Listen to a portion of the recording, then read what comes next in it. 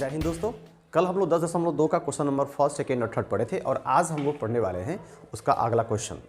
तो आइए उसको पढ़ने से पहले थोड़ा सा एक छोटा सा कॉन्सेप्ट हम लोग देख लेते हैं, क्योंकि इसमें जिस विधि का प्रयोग हम करने वाले हैं उस विधि के लिए आपको ये जानना बहुत जरूरी है। देखिए, जैसे मान लीजिए कि ये दो समानांतर रेखाएं हैं, ठीक है। पहले तो आपको समझना होगा समानांतर रेखा का मतलब क्या होता है। ऐसी दो रेखाएं जो एक सीधी में आगे बढ़े, ठीक है, एक सीधी में आगे बढ़े और कहीं एक दूसरे को टच न करे। जैसे अगर ये रेखा की बात करें और इस रेखा की बात करते हैं, ये समानांतर नहीं है, क्योंकि इसको अगर हम आगे बढ़ाते हैं तो कहीं ना कहीं ये टच करेगा। टच कर दिया तो ये दोनों समानांतर आपका नहीं है। परंतु ये वाली जो रेखा है हमारी, ये समानांतर है। समान अंतर, समानांतर का मतलब समान अंतर, दोनों के बीच में समान अंतर आपको मिलेगा। अगर यहाँ और यहाँ के बीच में अगर 4 सेंटीमीटर गैपिंग है तो यहाँ भी 4 सेंटीमीटर का ही गैपिंग होगा। आई होप कि आपको समझ में आ गया होगा। अब देखिए, तो जब दो रेखाएं समानांतर होती हैं और उनको कोई तिर्यक छेदी रेखा, ठीक है ना, छिपा छेदी रेखा मत कहिएगा, तिर्यक छेदी रेखा, जब कोई तिर्यक छेदी रेखा उन्हें काटती है तो बहुत सारे कंडीशन हमारे सामने प्रस्तुत हो जाते हैं। जैसे देखिएगा, ये कोण और ये कोण, इसको हम लोग कहते हैं शीर्षाभिमुख कोण या सम्मुख कोण, या आपस में समान होते हैं। अर्थात अगर यहाँ 50 डिग्री का कोण बनता है तो यहाँ भी 50 का ही कोण बनेगा। उसी प्रकार ये कोण और आपका ये कोण, ये आपका भी क्या हो जाएगा, शीर्षाभिमुख कोण। तो ये तो खैर, अगर दो रेखाएं भी एक दूसरे को काटती हैं तो आमने सामने का कोण क्या होता है, बराबर होता है, समान होता है, ठीक है। चलिए, यहाँ हम विशेष बात करने वाले हैं, जिस विधि का प्रयोग हम लोग करने वाले हैं इस प्रश्न को सिद्ध करने के लिए, उसमें देखिए, जैसे ये वाला कोण और ये वाला कोण, ठीक है, एगो हेने से एगो हेने से, तो एकांतर कोण होता है। एकांतर, एक है ना, या अंतर हो गया, एक अंतर, ठीक है, इसको कहते हैं एकांतर कोण। अगर यहाँ कोई 20 डिग्री का कोण अगर बनता है तो यहाँ भी 20 डिग्री का कोण बनेगा। कोई पूछ देगा आपसे कि ये कैसे पॉसिबल हुआ, तो जब दो समानांतर रेखा को कोई तीसरी रेखा प्रतिच्छेद करती है तो उसके एकांतर, अंतः एकांतर कोण या आपस में क्या होते हैं, समान होते हैं। और जब दो, अगर देखिए, तो जब दो समानांतर को तिर्यक छेदी रेखा काटती है तो एकांतर कोण इसका समान होता है। अगर हम एकांतर कोण को ही बराबर दिखा दे कि हाँ हाई कोण के बराबर है तो ऑटोमेटिक हम कह देंगे कि हाँ हाई रेखा और हाई रेखा आपस में क्या है, समानांतर है। आई होप कि समझ में आ गया होगा। चलिए अब अपने क्वेश्चन के तरफ में चलते हैं।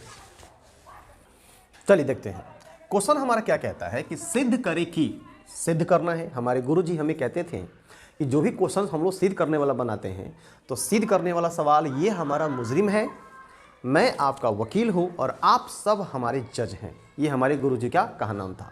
यानी आप बताएंगे कि हाँ, या फैसला करेंगे कि हाँ ये सही तर्क है या नहीं। अगर हम तर्क में जीत गए, ठीक है, अगर हम तर्क में जीत गए तो क्या हुआ, क्वेश्चन आपका सिद्ध हो जाएगा, कर देंगे कि हाँ वाकई में ये चोर है, और आप कहेंगे कि हाँ सर हम भी मतलब ठीक है, और हमारी डिग्री हो जाएगी। तो इसके लिए हम लोग क्या करेंगे कि सिद्ध करें कि, ठीक है, क्या सिद्ध करना है भैया, तो किसी वृत्त के, बात आ गई वृत्त के, तो सबसे पहले हम एक रचना कर लेते हैं, एक छोटी सी वृत्त बना देते हैं, ठीक है। तो सिद्ध करें कि किसी वृत्त के किसी व्यास के सिरों, किसी व्यास के सिरों, इसका व्यास हम खींच लेते हैं, ठीक है। ये रहा इसका व्यास, ये रहा इसका कौन सी, केंद्र बोलते हैं हम लोग इसको, केंद्र। और आप अच्छी तरह जानते हैं कि जो रेखा केंद्र से होते हुए दोनों तरफ के परिधि को छुए, इसको हम लोग क्या कहते हैं, परिधि कहते हैं। केंद्र से होते हुए दोनों ओर के परिधि को छूता है उसे हम क्या कहते हैं, व्यास कहते हैं। कोई दिक्कत नहीं है। और जो केंद्र से होकर खाली परिधि को छूती है उसको त्रिज्या कहते थे। यहाँ से यहाँ तक त्रिज्या और यहाँ से यहाँ तक त्रिज्या, परंतु पूरा क्या कहलाएगा, व्यास। इसका नाम हम दे देते हैं AB, ठीक है। अब पढ़ते हैं सवाल को आगे। सिद्ध करें कि किसी वृत्त के किसी व्यास के सिरों, सिरों मतलब मुड़ी, इसका मुड़ी, इसका मुड़िया, ठीक है, सिरों पर खींची गई स्पर्श रेखाएं, इसके मुड़िया पर खींची गई स्पर्श रेखाएं, तो स्पर्श रेखा हम खींच देते हैं। ये इसका पहला स्पर्श रेखा और ये इसका दूसरा स्पर्श रेखा, ठीक है। थोड़ा सा ये अलग हो गया, इसमें सटा हुआ होना चाहिए, ठीक है। तो ये दो स्पर्श रेखाएं, खींची गई स्पर्श रेखाएं समानांतर होती हैं, अर्थात ये वाली रेखा इस रेखा के समानांतर होती है, ठीक है। यही हमें सिद्ध करना है और ये है आपका समानांतर का चिन्ह है।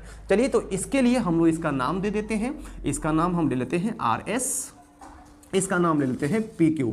आप कुछ भी नाम ले सकते हो, आपकी मर्जी, ठीक है, यहाँ तक कोई दिक्कत नहीं। रचना अगर आप अच्छे से बना लिए तो सवाल को भी आप सिद्ध जरूर कर पाइएगा। और जो प्रमेय हमने आपको पढ़ा रखा है, प्रमेय 10.1 और 10.2, उसका ज़रूरत आपको सिद्ध करने में पड़ता है कई जगह। ठीक है, चलिए देखते हैं अब करेंगे क्या। सबसे पहले हम लोग लिखते हैं माना कि, फिर दिया हुआ लिखते हैं। तो इसमें क्या लिखेंगे, सिद्ध करें कि किसी वृत्त के, कौन सा वृत्त है मालूम नहीं, तो मानेंगे यहाँ पर लिखेंगे हल।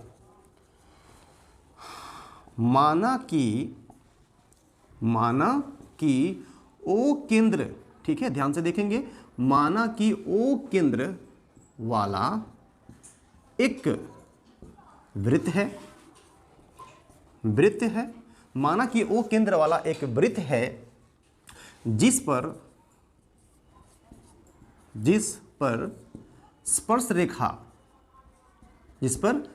रेखा कौन कौन है, पी क्यू और आर एस है। स्पर्श रेखा पी क्यू तथा आर एस है, ये दोनों क्या है, आपके स्पर्श रेखा है। ठीक है, और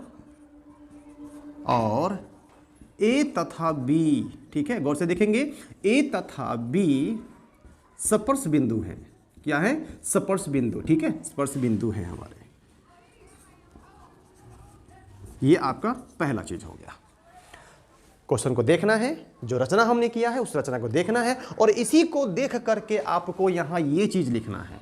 ठीक है, आप यहाँ कुछ अपनी तरफ से भी जोड़ सकते हो, जो आपको अच्छा लगे आप कर सकते हो। ठीक है, जरूरी नहीं है कि हम जो लोग लिखते हैं वही सही है, नहीं, आप इसको इधर उधर भी कर सकते हो, कोई दिक्कत नहीं है, परंतु यहाँ जो है उसको आपको यहाँ दिखाना होगा। जैसे माना कि ओ केंद्र वाला एक वृत्त है, सही बात है, वृत्त है, जिस पर, मतलब इस वृत्त पर, ठीक है, स्पर्श रेखा पी क्यू तथा आर एस और स्पर्श रेखा है, और ए तथा बी, ए और बी क्या है, आपके स्पर्श बिंदु हैं। आई होप कि आप लोगों को यहाँ तक कोई दिक्कत नहीं हुई होगी। इसके बाद हम लोग लिखते हैं सिद्ध करना है। ठीक है, सिद्ध करना है। क्या सिद्ध करना है भाई, देखते हैं ध्यान से। सिद्ध करना है कि अगर किसी वृत्त के सिरों को बढ़ाते हैं और उस पर जो स्पर्श रेखाएं खींची जाती हैं वो रेखाएं समानांतर होती हैं, अर्थात हमें सिद्ध करना है पी क्यू समानांतर आर एस। लिख देंगे यहां पर पी क्यू समानांतर आर एस, यही हमें सिद्ध करना है, यही हमें ला करके दिखा देना है कि ये कैसे आएगा, इसी को ला करके दिखाना है। तो यहां तक हो गया, हमें सिद्ध करना है। सिद्ध करने के बाद हम लोग क्या करते हैं, सिद्ध करने के बाद हम लोग लिखते हैं रचना, परंतु इसमें रचना की जरूरत आपको नहीं है, होगी तो किया जाता है, नहीं होती है तो कोई दिक्कत नहीं। इसके बाद हम लिखते हैं प्रमाण। ठीक है ना, प्रमाण देखेंगे क्या करेंगे, प्रमाण है ना, उपपत्ति, या फिर आप इसको प्रूफ भी कह सकते हो। आप जो प्रमाण दे रहे हो, क्या लेकर के आप चलना चाहते हो, उसमें से किस चीज को आप आधार मानना चाहते हो, वो चीज को हम लोग यहाँ पर लिखेंगे प्रमाण। अब प्रमाण में क्या लिखेंगे, चूंकि, देखिएगा ध्यान से, चूंकि ओ बी, गौर से देखिएगा, ओ बी लंब है, ओ बी आपका लंब है किस पर, पी क्यू पर, कोई दिक्कत नहीं है। ओ बी क्या है, पी क्यू पर क्या है, लंब है। अगर लंब है तो आपसे पूछा जाएगा कि क्यों लंब है, तो इसको आप दे सकते हो कि चूंकि ओ बी लंब है पी क्यू पर, किसके वजह से, प्रमेय 10.1 के वजह से ये लंब है, क्योंकि हम जानते हैं कि स्पर्श रेखा पर खींची गई त्रिज्या क्या होती है, लंब होती है, तो लंब है। जब लंब है इसलिए, ठीक है ना, इसलिए ओ बी क्यू या फिर ओ बी पी बराबर क्या हो जाएगा, 90 डिग्री। ठीक है, तो यहां लिखेंगे इसलिए कोण ओ बी पी बराबर 90 डिग्री। कोई पूछेगा क्यों हो गया, तो बता देंगे भाई प्रमेय 10.1 से, प्रमेय 10.1 से, क्योंकि 10.1 में प्रमेय में यही कहा गया था कि स्पर्श रेखा पर खींची गई त्रिज्या क्या होती है, लंब होती है, समकोण बनाती है। तो ये हमने दिखाया कि ओ बी पी 90 डिग्री का आपका ये वाला कोण ओ बी पी 90 डिग्री का, इसको कहते हैं समीकरण 1 को मान लेते हैं। यहाँ तक कोई दिक्कत आपको नहीं है। अब बढ़ते हैं आगे, फिर उसी प्रकार से पुनः देखिएगा, ठीक जैसे इधर का काम किए हैं वैसे ऊपर का काम कीजिए।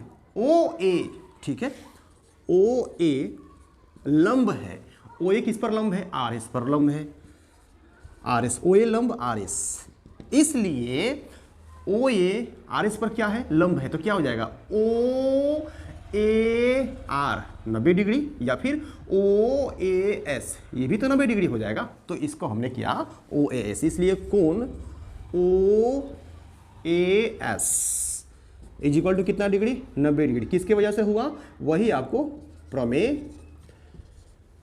10.1 से। ये रहा आपका समीकरण नंबर 2।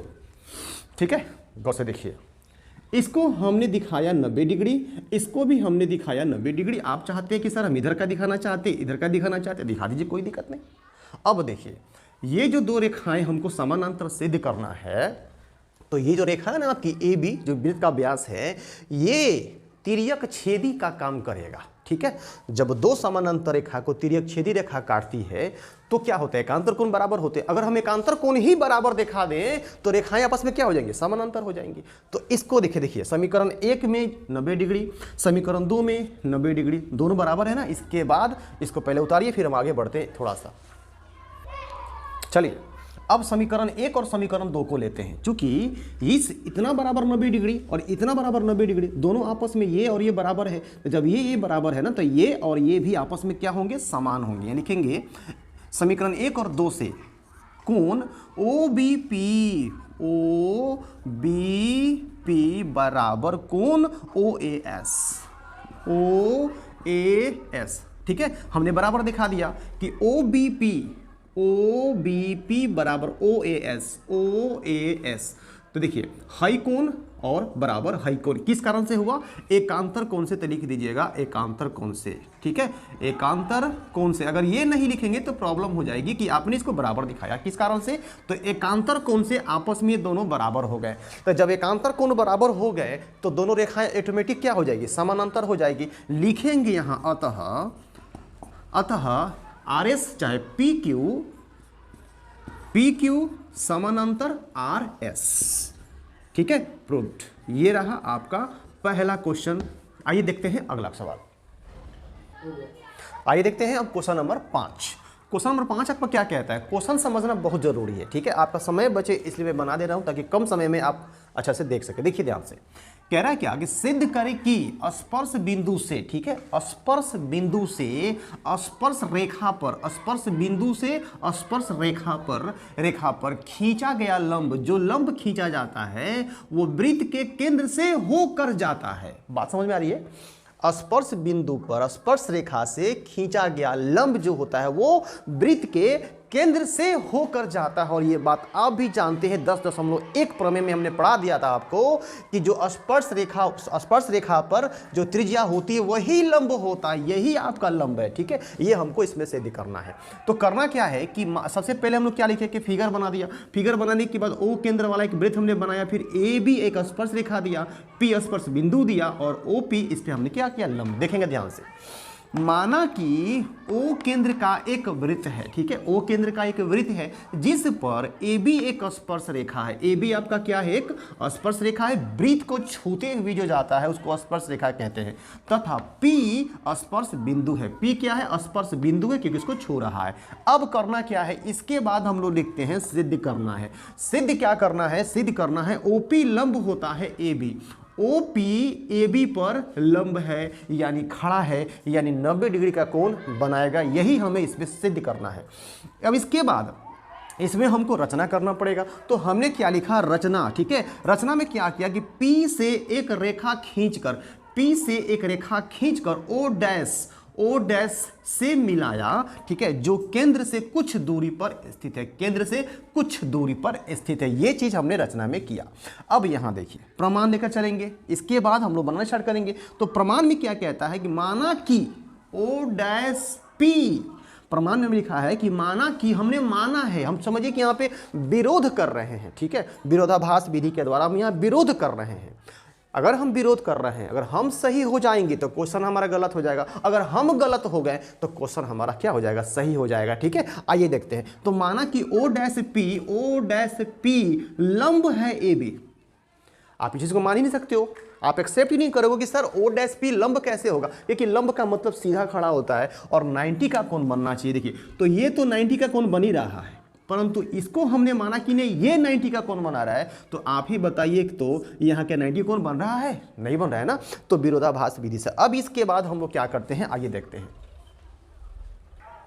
चलिए, अब इसके बाद हमने क्या किया कि चूंकि हमने इसको क्या किया है कि ओ डैश पी लंब किया था ए पी पर, यहाँ पर हमने लिखा है प्रमाण में। तो इसको हम लोग के चल मतलब इसको हम लेकर के चल रहे हैं इसके हिसाब से तो कोण बी पी ओ डैश, गौर से देखिएगा, बी पी ओ डैश क्या होना चाहिए 90 डिग्री। क्यों? क्योंकि हमने ओ डैश पी को लंब दिखाया है ए बी पर रचना में, इसलिए। तो यहाँ किसके वजह से 90 डिग्री हुआ है? रचना के वजह से हुआ है, तो लिखेंगे रचना से और इसको मानेंगे समीकरण नंबर 1। इसके बाद लिखेंगे तथा कोण बी पी ओ, ठीक है, यानी ये पूरा कोण, ठीक है, टोटल BPO बराबर 90 डिग्री। किसके वजह से हुआ? प्रमेय 10.1 भी आप यहां पर लिख सकते हो और प्रश्न से भी लिख सकते हो, क्योंकि प्रश्न में चीज दिया गया है। देखिए, सिद्ध करे कि स्पर्श बिंदु से स्पर्श रेखा पर खींचा गया लंब वृत्त के केंद्र से होकर के जाता है, इसीलिए हमने लिखा है प्रश्न से। अब देखिए, इसके बाद लिखेंगे समीकरण 1 तथा 2 से, ठीक है, समीकरण 1 और 2 से। देखिए, समीकरण 1 में भी 90 डिग्री, 2 में भी 90 डिग्री, तो दोनों आपस में ये बराबर है, तो ये भी आपस में क्या होगा? बराबर होगा। यहां लिखेंगे कोण BPO डैश बराबर कोण BPO, ठीक है, इसको हमने बराबर दिखाया। लेकिन आप ही बताइए कि हमने इसको बराबर दिखाया समीकरण 1 और 2 से, यानी ये कोण जो बना रहा है ऊ कोण, ये कोण जो बना रहा है ऊ कोण, यानी यहां से जो बना रहा है ऊ, यहां से जो बना रहा है ऊ, हमने दोनों को बराबर दिखाया। परंतु अब आप बताइए क्या ये पॉसिबल है? ये ऐसा हो सकता है? ऐसा बिल्कुल नहीं हो सकता है। क्यों नहीं हो सकता है? देखिए, यहां लिखेंगे परंतु यह तब संभव है, परंतु यह तब संभव है जब ओ डैश कहां से? ओ डैश ओ से गुजरे, ये दोनों बराबर होगा, संभव होगा, निश्चित रूप से होगा। परंतु ओ डैश जो आपकी है ये यहां से गुजरेगी, तब ये आपस में बराबर होगा। अर्थात कहने का मतलब क्या है? हमारी मान्यता क्या है? गलत है। हमारी मान्यता क्या है? गलत है। जब हम गलत हो गए तो क्वेश्चन क्या हो गया? सिद्ध हो गया। लिखेंगे अतः ओपी जो हमको सिद्ध करना था, ओपी ही लंब होगा किसका? AB पर। ओपी लंब AB, ये हमको साबित इसमें करना था। आइए देखते हैं क्वेश्चन नंबर 6। आइए देखते हैं क्वेश्चन नंबर 6, ठीक है। ये क्वेश्चन 6 में क्या कहता है? ये बहुत ही सिंपल है, आपको इसमें सिद्ध नहीं करना है, तो घबराइए मत, आराम से बना सकते, कोई दिक्कत आपको नहीं होगी। क्या क्वेश्चन कहता है देखते हैं। कहता है कि एक बिंदु A, कोई बिंदु A है जो एक वृत्त यानी दिया हुआ है, एक वृत्त के केंद्र से 5 सेंटीमीटर के दूरी पर है। अर्थात पहले हम बना देते हैं एक वृत्त और A एक बिंदु हम ले लेते हैं, और कहा गया है कि वो बिंदु A जो वृत्त के केंद्र से, मान लीजिए कि वृत्त का केंद्र O हो गया, 5 सेंटीमीटर की दूरी पर है, तो ये रहा 5 सेंटीमीटर की दूरी, यानी 5 सेंटीमीटर यहां से लेकर और यहां तक की दूरी 5 सेंटीमीटर। फिर से सवाल को पढ़ेंगे। एक बिंदु A यहां पर है जो एक वृत्त के केंद्र से 5 सेंटीमीटर की दूरी पर है, ठीक है। वृत्त पर स्पर्श रेखा की लंबाई 4 सेंटीमीटर है। वृत्त पर जो स्पर्श रेखा है उसकी लंबाई है 4 सेंटीमीटर। ये हुआ हमारा 4 सेंटीमीटर इसकी स्पर्श रेखा जो वृत्त को छूते हुए जा रही है। लंबाई 4 सेंटीमीटर है। वृत्त की त्रिज्या हमें पता करनी है, अर्थात वृत्त की त्रिज्या यहां से इसको मिला दीजिए, ये क्या हो जाएगी? आपके वृत्त की त्रिज्या हो जाएगी, और यही हमें पता करना है, ठीक है। तो इसका नाम हम दे देते हैं, कुछ भी दे सकते हैं, B लिख देते हैं। चलिए, फिगर बन गया। अब मुझे लगता है कि फिगर की वजह से ही आप क्वेश्चन को खुद से बना सकते हो, इसमें हमारी जरूरत आपको बिल्कुल पड़ने वाली नहीं है। फिर भी आइए देखते हैं। सबसे पहले क्या लिखेंगे? दिया है, इसमें क्या दिया है भाई? एक बिंदु A से जो एक वृत्त के केंद्र से 5 सेंटीमीटर की दूरी है, लिखेंगे क्या? दिया है O केंद्र, ठीक है, O केंद्र का एक वृत्त है, ठीक है। वो केंद्र का एक वृत्त है जिस पर AB स्पर्श रेखा है। AB क्या है? AB स्पर्श रेखा है, ठीक है। ए बी आपका क्या है, स्पर्श रेखा है, ठीक है। इसके बाद में इसमें क्या क्या दिया है ये भी हम लोग लिख देते हैं। अच्छा, ओ ए चाहे ओ ए इज इक्वल टू 5 सेंटीमीटर, कोई दिक्कत नहीं है। फिर ए बी बराबर 4 सेंटीमीटर, ठीक है। ये हमको दिया है, ये हमको दिया है, ये हमें निकालना है ओ बी, और ओ बी बराबर हमें करना क्या है, पता करना है, ओ बी पता करना है, त्रिज्या पता करना है कि कैसे निकालेंगे। या तो कोई दिक्कत नहीं है। अब आप तो जानते हो, प्रमेय 10.1 में आप पढ़े हुए हो कि वृत्त की त्रिज्या स्पर्शरेखा पर क्या होती है, लंब होती है, इसलिए यहाँ तो समकोण बना हुआ है। तो जब ये समकोण बना हुआ है यहाँ पे, तो पाइथागोरस प्रमेय हम लगा के आराम से बना लेंगे। क्यों? क्योंकि ये आधार हो जाएगा, ये लंब हो जाएगा, और ये क्या होगा आपका कर्ण। तो ये रहा कर्ण, ये रहा आधार, और ये रहा लंब। तो लंब का फार्मूला लगाएंगे और सवाल को बना लेंगे। उसके पहले यहाँ लिखेंगे, हम जानते हैं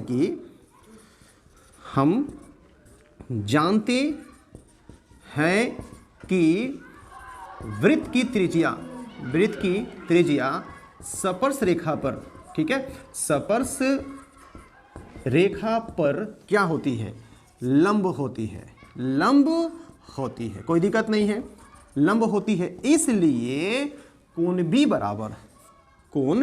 बराबर बोलिए 90 डिग्री। जब भी आपका 90 डिग्री का हो गया, तो अब इसके बाद आप अपने मन से बनाइएगा, लिखिएगा पाइथागोरस प्रमेय से। और जब पाइथागोरस प्रमेय लगाइएगा तो क्या निकालिएगा, लंब का फॉर्मूला डाल दीजिएगा। और जैसे लंब का फॉर्मूला डालिएगा तो अंडर रूट कर्ण स्क्वायर यानी 5 का स्क्वायर माइनस आधार का स्क्वायर 4 का स्क्वायर, तो 5 × 5 = 25, 4 × 6 = 16, 25 में 16 खड़े 9 बचेगा। 9 का वर्गमूल कितना होता है, 3। आपका ये जो आएगा वो आएगा 3 सेंटीमीटर का। आई होप कि आप लोगों को ये समझ में आया होगा।